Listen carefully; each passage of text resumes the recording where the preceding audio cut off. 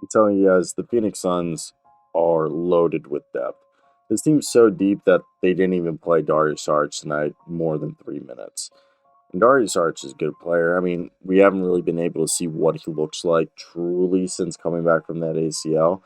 But Ish Wainwright, oh, that guy is a small ball forward that I love.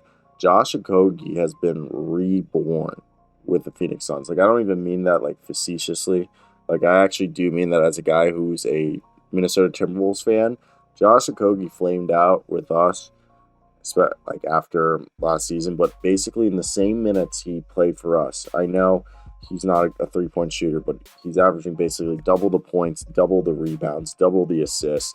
He's basically averaging the same minutes as last year, but doing way better, except, guy's still not a scorer. And besides that, you look at this Jock Landale. You guys know how long I've been following Jock Landale's career. They played him tonight at power forward because what they ran tonight was an interesting lineup of Chris Paul, Torrey Craig, and McHale Bridges as the two wings. And then they went two bigs with Landale and Ayton. Landale was shooting threes. Ayton did his thing, had a double-double, 15 and 10. And Jock was just there stretching the floor, grabbing boards and playing big. McHale Bridges and Torrey Craig were the wings, and Paul. Then he had off the bench Duane Washington Jr., who is absurd, and he continues to show the Pacers, you guys shouldn't have let me go. And Damian Lee looks like such a good pickup for them, too. And Bismack Biyombo still showing value. And this team as a whole is really fun seeing. And I know, the Grizzlies, one might argue, like, oh, the Grizzlies, like, it was Jaren Jackson Jr., Desmond Bain, who just came back from injuries. And I'm a fan of the Grizzlies, okay? I'm a fan of what the Grizzlies are doing. Like, I really do, but somebody has to say this to them. I'm sorry to say this. Okay, the only person out for the Grizzlies was Danny Green. And Danny Green's been out all season with the ACL. So, Duane Washington, the two-way guard, two-way player, two-way contract guard out of Ohio State, went 5 for 9 from 3, 10 of 21 from the field, okay? They had 8 Phoenix Sun players score double digits, helping the team stop a 3-game losing streak. They're able to contain everyone not named John Moran as he had 34 points, but Desmond Bain was the only other guy in double digits.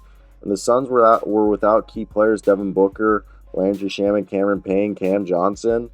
And this was a game that, just that we saw that sometimes it comes down to, look, a better coach. Not Taylor Jameson's a great coach. Just sometimes, good coaches will win with the players that they have at hand. And I think tonight was an example of that. What are your guys' thoughts? I think it's definitely really interesting to see what's going on in Phoenix. And I enjoyed it, okay? I enjoyed this game tonight. It was definitely not what I was expecting to see, and I think that's why it was so interesting to watch. And that's where I want to hear your guys' thoughts down below in the comments section. What do you guys think of Duane Washington's performance? What do you guys think of Jock Landale's? What do you think of Josh Okogie? I think it's all really cool to see just this team coming together and playing good basketball. I love it. I love it. And this is just something people just need to continue to enjoy. And there's no reason not to like this, because this is good basketball, the type of basketball people pay thousands of dollars to go see.